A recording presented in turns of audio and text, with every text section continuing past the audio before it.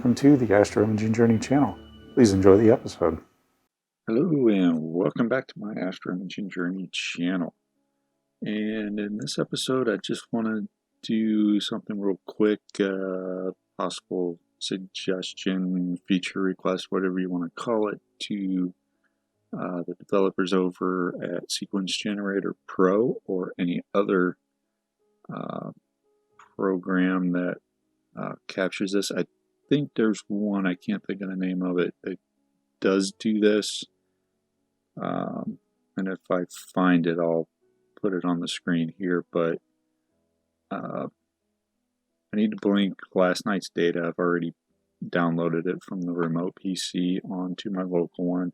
I need to blink it, get it over to my other drive, and then I'll show you what I'm talking about here. But it's basically when we actually go in to schedule our events for the night session. So let me blink this real quick and we'll be back.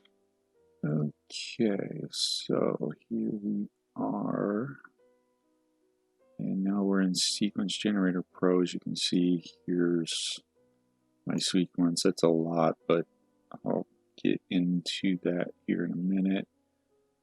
So the first thing I need to do is update what we have here in our events for this particular target. And what I like to do is I just like to come down here, uncheck all the runs. Then I go back over here, C19, we have blue, I highlight, and right down here we've got 23 blue. So we come over here, there's blue, we put a check mark, and we're at 23, so we just want to make sure that this number matches up, and if there is a discrepancy, we update it accordingly. Let me continue on, and when I find one, I'll let you know. Okay, so here we have one on the second target here, C5, and we have 31 good frames after the blink. And if we come over here, it says we have taken 33 green, which means I had to get rid of 2. I know why. So just need to update this to 31, and there we go. So let me finish up the rest of these and we'll be back. Okay, so that is, I've completed that, and just to recap, what I'm doing is I have all of my data. It's under the blinked good folder, so I've already downloaded them from the remote PC, used the blink process in PixInsight, removed anything with tracking errors, focus issues, satellite trails, airplane trails, anything of that nature.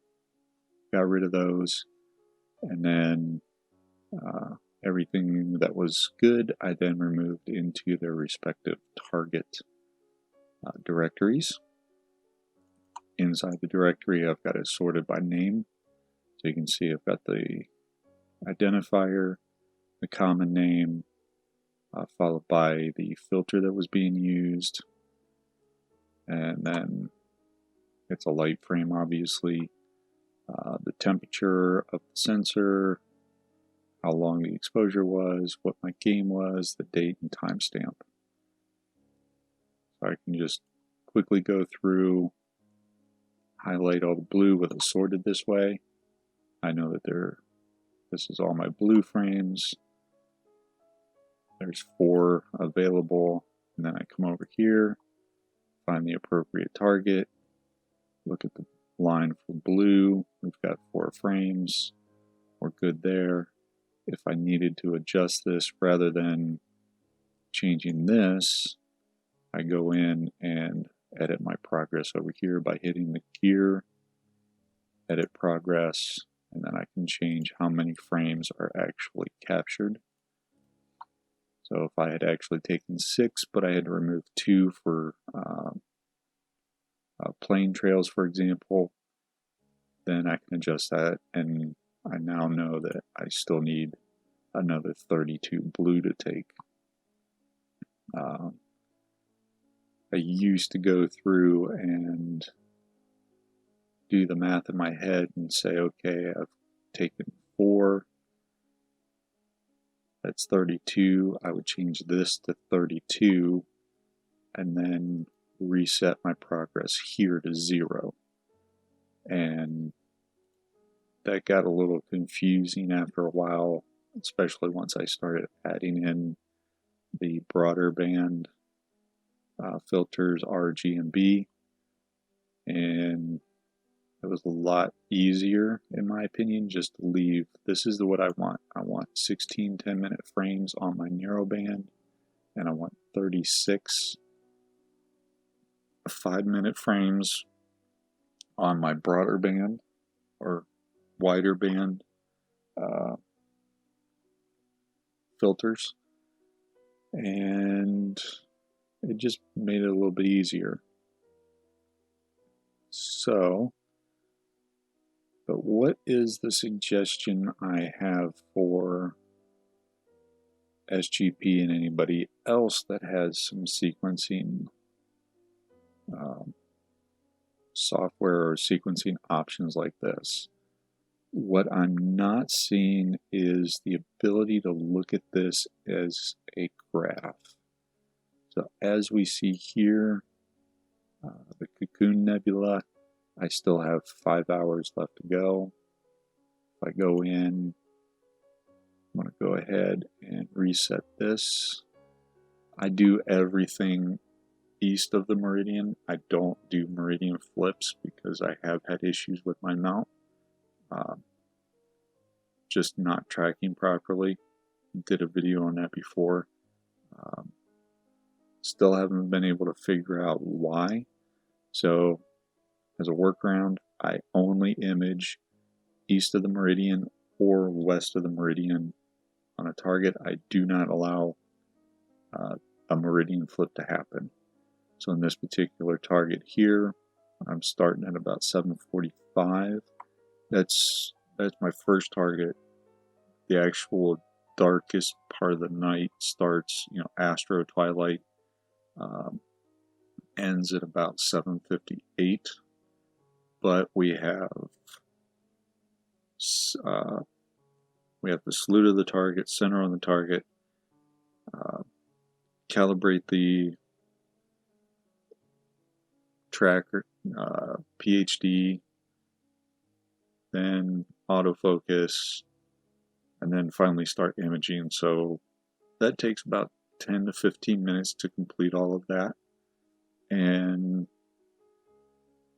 so that takes us, if I start it at 7:45, by 8 o'clock, we're rocking and rolling. So it maximizes the time,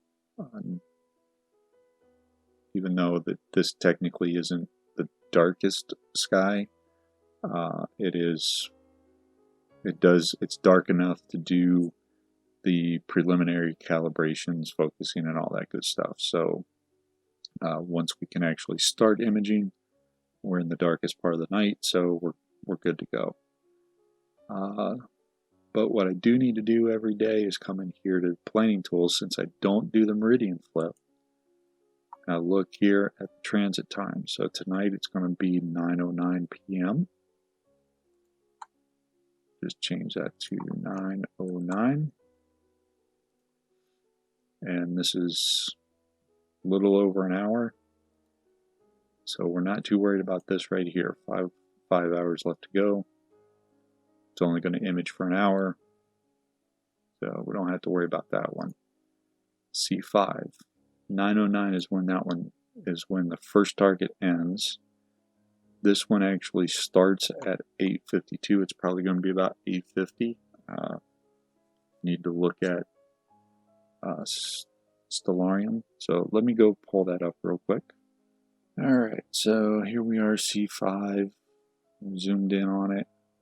As you can see, earlier in the night when the first target is already running, it's behind the trees here. So we'll just fast forward to where it pops over this tree line up here. It's not a perfect representation, but it's close enough. I usually add a little bit of time, so right about there is where it should be popping out. That's 850. Let's go back over to SGP. So 850 is good.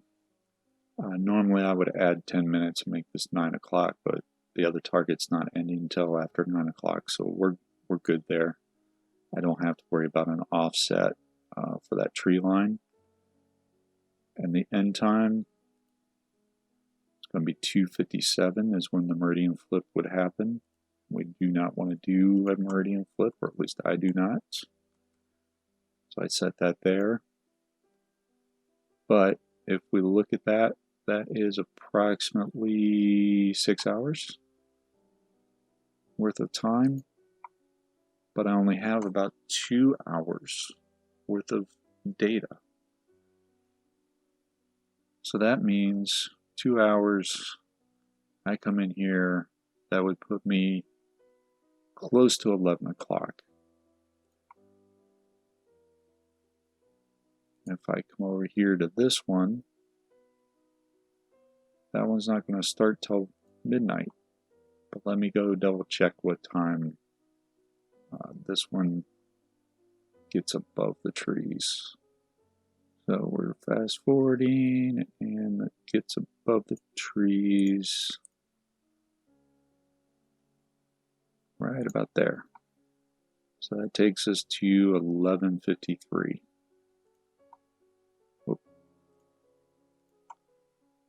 11:53. So let's do 11.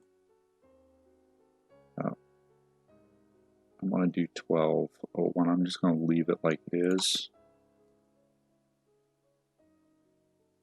I just want to give it a little bit of extra time to get above the trees, just in case that image is not perfect, which I know it isn't. And then this one here is 3:36. The meridian flips, so that's okay there. So that's going to be about 3.5 hours, and we've got 12 hours, so we don't have to worry about anything there. And then this one starting at 2:35, I'm going to leave that one be because we're not in danger of the other one ending earlier. And so there's going to be overlap. And this one will end, the meridian flip is at 10:55, or excuse me, 5:55. However, according to the photographer's ephemeris, the actual start of dawn it's 5:59. So we will leave that as 5:55. I know, let me go, I want to go to 59. If I come up here to show control, telescope, it's not connected, but we have meridian flip, 15 minutes past meridian flip, so we're okay there. I have it selected just in case, but that means we got 15 minutes after this time, so 6:10 would be the latest I would go. Actually 6:05, I do it 10 minutes over that, will be the maximum I would go. So we're okay. So that takes us to the astronomical dawn start, and skies start brightening up, and I can't predict which filter I'm going to be on, so I ended at that point. I don't try to play that game anymore where I'm going 15, maybe 20 minutes in and end up having my luminance filter there and it being washed out because it started, the sky's starting to lighten up. So if it was on hydrogen alpha, wouldn't be as big of an issue.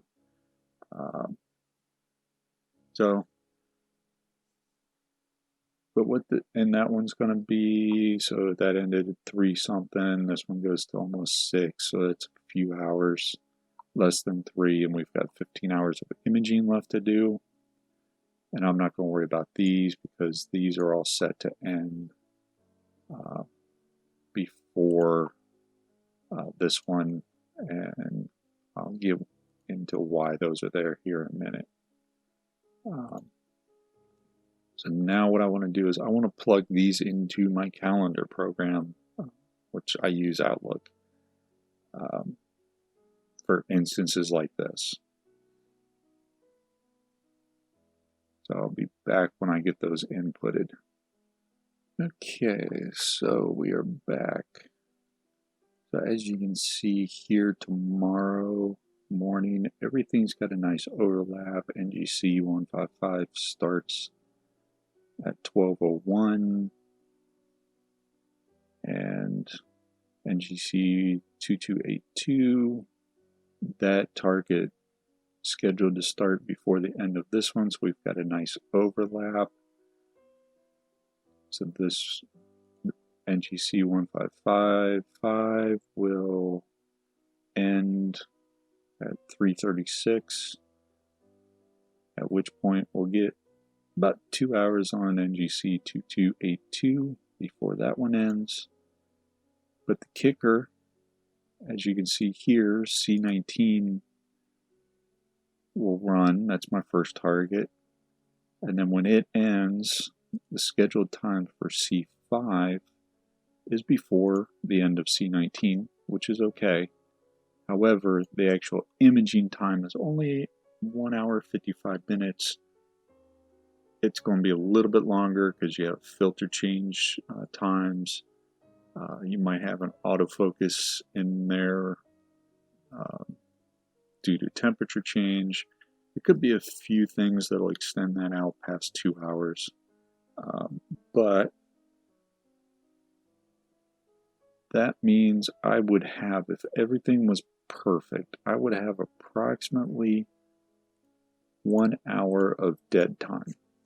And this is where I think a nice little feature in something like SGP would be nice, because instead of having to go and do this or do this in my head or put it into a scheduler program like this, if it was just in there where you would have it, let me get back over.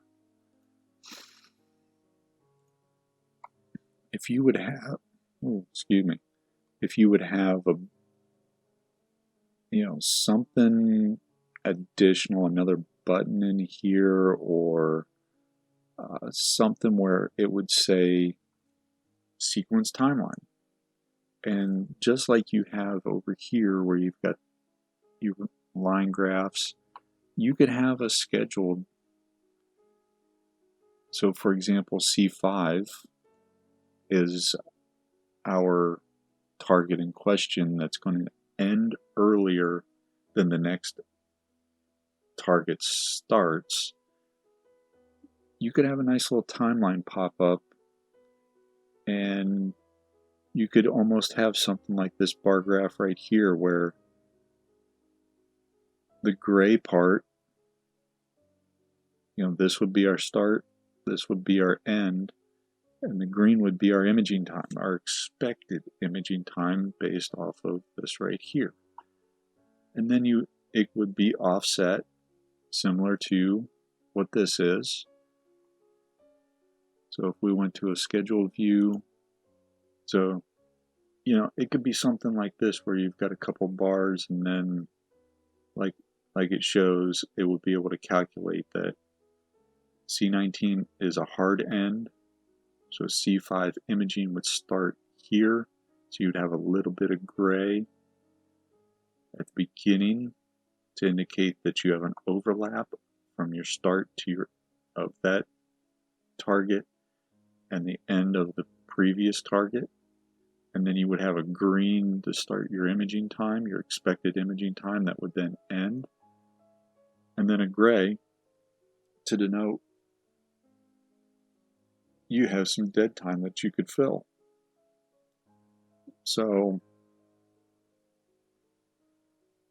if we went to our next one, then we would have this one clearly would be gray. It would be completed by the time this one would start because all of the events would be complete, and then this one would be all green and this one would be all green because both of those, the estimated imaging time is greater than the actual scheduled imaging time. So both of those will be filled with green with the exception of NGC 2282, which will be gray in the beginning to denote that, again, the previous target is scheduled to finish after the start of this target. I think it would just be a nice little thing to have in there. Just a nice little feature to be able to quickly look and not have to do this type of thing or do it in your head, because now I have an hour's worth of dead time that I need to fill. And this would also help me understand that after tonight's imaging session, C5 in theory will be done. And now I've got to find another target to fill in that time between C19 and NGC 1555. So yeah, I'm going to have to find another target to plug in there. And you know, that's one of those things. I just think a little visual representation, a little bar graph, something would be helpful. Let me get back over here.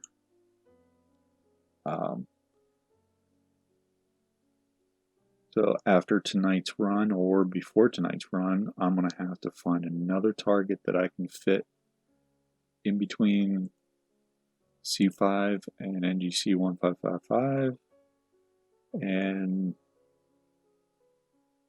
let it run. Now obviously I've got time on this one already. I don't think I want to back it off any. So I'm not too sure right now. I might leave it as dead time tonight. I'm not sure. But what I did go ahead and do, as you can see here, I've got NGC 2174, which is the Monkey Head Nebula. And I've got several of those. As you can see, this one says -1 and this one says -9. So what we're coming up to here, if we look here, you can see we're in a waxing crescent, which means the moon is getting brighter. It is currently at 30% illumination tonight. That's getting to the edge of where I will run the RGB filters, depending on the target and where the moon is. 50% is about where I'll cut off, and I will not image RGB or luminance on those nights where it is 50% or greater. And I will only do narrowband, which means here in a few days, I'm no longer going to be doing RGB and L. I will only be doing narrowband, in which case, as you can see, C19, my narrowband's already done. C5 will be done before that. Getting close on 1555. Still have some time on NGC 2282, a reflection nebula. So I went ahead and I pre-planned the monkey head as a mosaic, and I'm going to do that planning in the next video. But as you can see, I've got nothing on that. So what I think is I'm going to need a target that's going to be able to take me to roughly 2 a.m., 1:30 a.m. To start collecting some narrowband on to replace C5. But the main point of this was just to do a quick, something to show the schedule and the overlaps, and potentially show where we've got that little bit of time where we can fit something else in. I don't know, what do you guys think? Think that'd be a good feature in something like SGP? Put down in the comments. After this goes live, I might write something up like I would at work for any of the software developers I work with. Here's a feature request, and then detail it out and try to come up with something that looks a little bit better than this, maybe in Excel or something. But we'll see what I can come up with, and then I'll submit that to the main software, the developers of SGP, and we'll see if they think it's a good idea.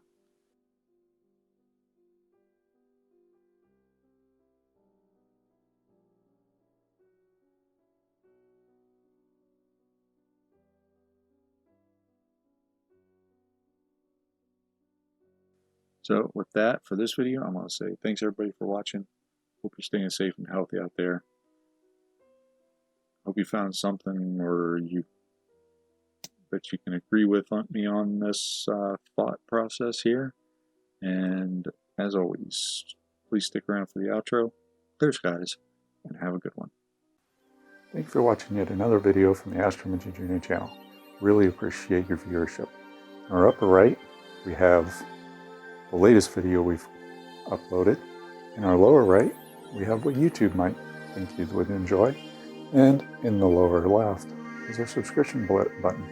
Please like this video, subscribe if you so choose. As always, clear skies, have a good one, and remember Duke.